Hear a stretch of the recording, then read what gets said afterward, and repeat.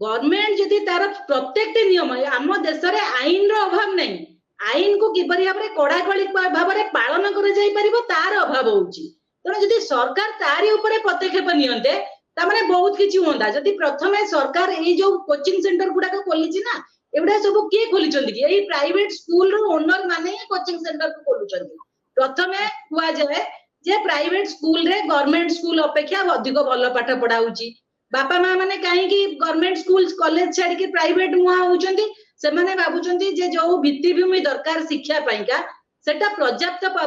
भाव में उपलब्ध नहीं सरकारी स्कूल रे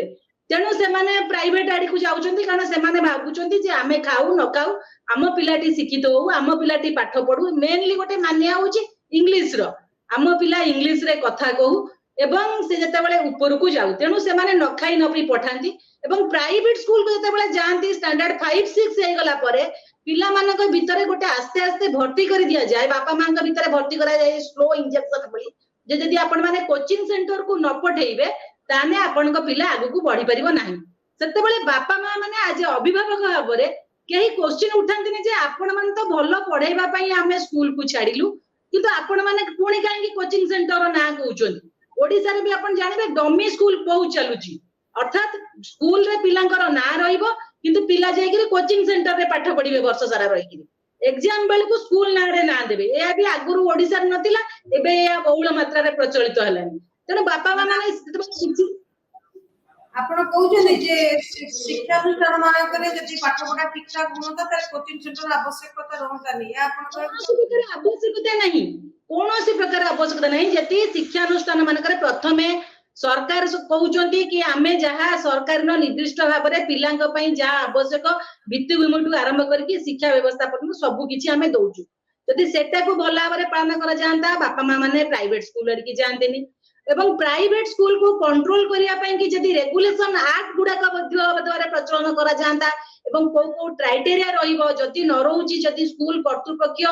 कोई नियम न माने कि के जदि स्कूल खोलुची प्राइवेट स्कूल ता एग्नेस्ट रे दृढ़ पदक्षेप नियंते गोटे दुईटा दृष्टांतमूलक पदक्षेप नियंते अन्य माने भी डरंते किंतु सेटा भी तांको भितरे नेक्सस हे जाय कि सरकार और प्राइवेट स्कूल रो मालिक मानक भितरे नेक्सस हे जाय कि से माने आगु को भी बढ़ु नांती एवं किछि ता ऊपर स्टेप नउ नांती ता फଳରେ वर्तमान गोटे स्टार्टिंग हे जाय छि वर्तमान 10 15 वर्ष हलानी आस्ते आस्ते एटा आरंभ हेलानी जे प्राइवेट स्कूल अंडर रे आ गोटे होची कोचिंग सेंटर ता तळे ए प्राइवेट स्कूल रो टीचर माने जो माने अछंती चाकरी करचंती से माने ही कोचिंग सेंटर चलाउचंती से माने ही क्लास रे पिला को कहंती जे तमे कोचिंग सेंटर रे एडमिशन करो भलो पाठ पढाबो क्लास रे भलो पाठ पढाओ प्राइवेट स्कूल गुडा करे भी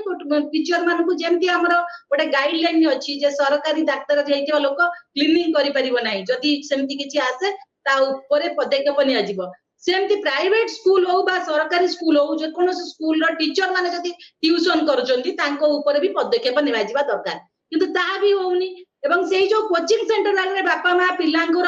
उच्चतर आकांक्षा बापा मांकर पिलांको ऊपर को उठेबार आशा फॉरेन पढाइबार निशा डॉक्टर इंजीनियर करिवार निशा ए कोचिंग सेंटर आड़ को नहीं जाउचंती तणु खाली दिल्ली रे काहेकि अहमदाबाद रे काहेकि कोटा रे काहेकि भुवनेश्वर रे भी आज छतु फुटिला बलिया कोचिंग सेंटर खोली जाईची एवं सेठी देखिबे फायर सेफ्टी टू आरंभ करिकरी जेति की एसओपी को जो एनओसी नेबा पई कि जहा जहा गोटे किछि नथिबो गोटे रूम रे 4 5 जण पिला थिबे एवं से भली भाव में नेला परे जदि कोनोसी प्रकार अघटन घटा जाए बापा मां भी पार्टी खोली कि किछि भी कहिबेनी बास काम होउची निजे न खाई न पी पैसा रखी कि कागा सेमानकर डिमांड को फुलफिल कर दियो किंतु जते बेले पिलांको ऊपर किछि आसुची से भली मुह भी खोलंतीनी पिलांको कैरियर टाको आखि आगा रखी कि पादे पार्टी खोली कि भी किछि कहंती नाही जा फळ रे आजिरो एई भलिया सिचुएशन गुडा को आसुची।